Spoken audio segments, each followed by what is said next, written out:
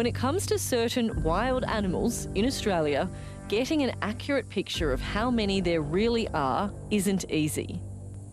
What we do know for sure is there's a lot. Take pigs, for example. In the wet tropics alone here, we have probably over 1 million pigs, and across northern Australia, we're well around 16, 17 plus, we don't know for sure, million pigs. Some say up to 23 million pigs. I just can't see an end to it. That's the drama. They're everywhere.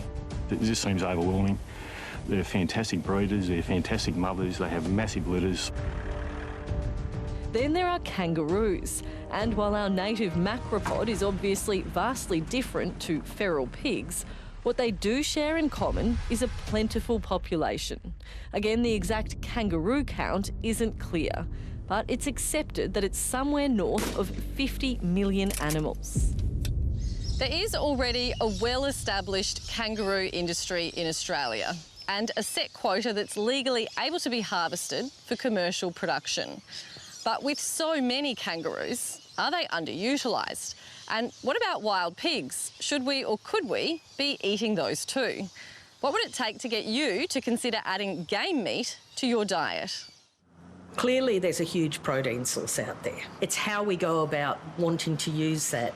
Once people try these meats, they taste incredible. And people also know intrinsically what the value of these meats are in terms of nutrition. Lerida Grant is a marketing consultant with Nature's Fair, a business set up specifically to try to grow Australia's game meat industry. Historically, these meats have been used in pet food. These are meats that are very much consumed in overseas markets, particularly in Europe, but they're not really eaten much in Australia, particularly at home. But expanding horizons and palates is no small challenge. So, in the bid to get more game meat into Australian diets, the company is taking the guesswork out of it and starting with pre-cooked, ready-made meals. Just getting people's mind over the fact that they can actually have this type of meat at home is why we actually decided to create convenience meals. So they were already prepared for people and they could see how easy it was to incorporate sustainable protein in their everyday recipes that they use. That's where chef Ian Hill comes in. Inside this commercial kitchen at Lidcombe in Sydney's West, the team at Creative Food Solutions is finessing the new line of game meat ready-made meals. So venison, kangaroo, wild boar are the three we've started with. They are the most available because, let's be honest, we have to make sure that we've got the protein in a supply amount that if we do go big and large, we need to be able to find that protein.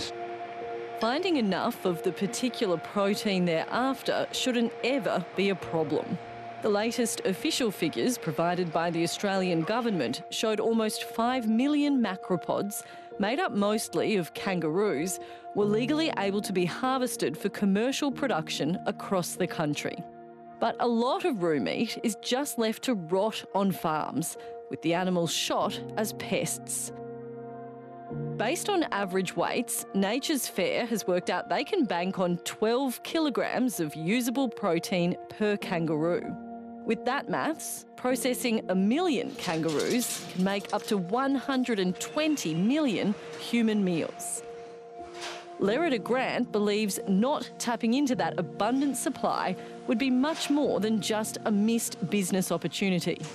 I think Australia has a responsibility to help provide more protein that's available in a sustainable way that doesn't actually impact the environment as much as other types of protein does. The other side of the opportunity is to remove some animals hurting the environment and make some money at the same time. Take feral deer, of which it's thought there are around 2 million across the country. I don't know what program is going to actually eliminate. Like the word eliminate meaning there's no more there. I can't see that in my lifetime. That sentiment is echoed by farmers grappling with feral pigs. I think because they're active through the night and they're still active first thing in the morning. Kincaid Lunn knows all too well just how plentiful Australia's feral pig problem is. His cattle and cane operation near Cairns in far north Queensland borders the state's tallest mountain and is flanked by beautiful World Heritage listed rainforest. It's also teeming with wild pigs. We have a government grant going at the moment, so we have government approved hunters that come onto the place and try to eradicate them. But I've also got other pig hunters who come on regularly and try to keep them down, keep the numbers down. Pig numbers on his place really boomed after Cyclone Jasper, when 2 metres of rain was dumped in 10 days back in 2023. The animals cause a lot of damage, specifically on creeks and in wet areas, of which there are many. Last year, this farm recorded nearly 6.5 metres of rainfall. We're in a very wet area, so we're trying to keep the cattle and stuff out of those areas as much as possible. The cattle do a little bit of damage, but the pigs will literally just walk up and down the creek and just plough the whole riparian zone the creek's up. The pigs also provide a direct threat to Queensland's cassowaries. They're after the pandanus fruit, which the cassowaries eat. This farm is fortunate to be home to a healthy population of the protected birds, but they too are suffering from wild pigs. Taking the food basically out of the mouths of the cassowaries, but ordinarily they're basically rooting up the ground, ploughing the ground up, chasing grubs and worms and tubers and whatever else they can find down there. Kincaid Lunn is open to pigs as protein, which could utilise some of the wild boar that wreak havoc on his place. Our pigs that get shot on place here actually go to the Vanuatuan community and they seem to love them. We have a lot of banana pickers and they actually consume the meat. At least it's not rotting or being buried in a paddock somewhere and there's used to it and they love it. So, and obviously they're very used to that type of pig where they come from, so they're quite happy with consuming the feral pig. But are Australians game? And what about worms and disease? Sheridan Morris is a feral pig scientist based in Cairns. They carry a range of diseases, they carry a range of parasites, and that's very well documented. So you'd want to be careful how you're using them, how you're treating them post-harvest. My understanding is there's some very good operators around, but most of the time feral pigs are shot out in the wild and it's not through an abattoir process. But just like other animal products, pigs harvested in the wild are still subject to stringent conditions when they're processed. Nature's Fair sources its game meat from an established processor in Queensland.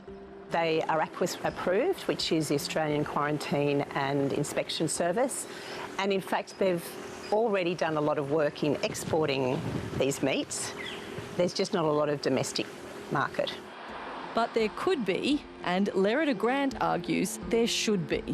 Based on getting 20 kilograms of protein per pig, 1 million wild boar could be turned into 200 million ready-made meals, which are high in protein and relatively affordable. The price point's under $15 and that's for 400 grams, which is 2 serves. And each serve has around 95 grams of protein, which is a lot of protein for your money. Ian Hill is confident Australians are game and reckons a taste test is all it will take. You won't believe it. The wild boar ragu is next level. The kangaroo massaman curry, the bolognese. If I didn't tell you you were eating wild boar or venison, you wouldn't be able to pick it. He also backs wild boar, cooked correctly, as safe to eat. Sous vide cooking means we take our product, which is raw, we put it into a vacuum, either in a tray or in a bag, and then basically we submerge it under water and cook it low and slow. The game meat is cooked between 65 to 80 degrees for up to 15 hours. When cooking this process, we actually do what's called a 6D Listeria kill, and in some cases we can actually cook to a botulinum kill step. So our natural process of sous vide cooking aids this product so well because it will kill all bacteria and it will make the meat super tender. They've completed what's called a concept test in independent grocers in New South Wales, but are still looking for retailers to pick up the range. They're confident that once given a chance, it'll gain traction. The products are a little different in that they're not a complete meal, but rather just the protein portion. People add their own carbohydrate and their own vegetables or sides, so very different to what's available in the market, in the supermarkets at the moment, which tend to be complete meals.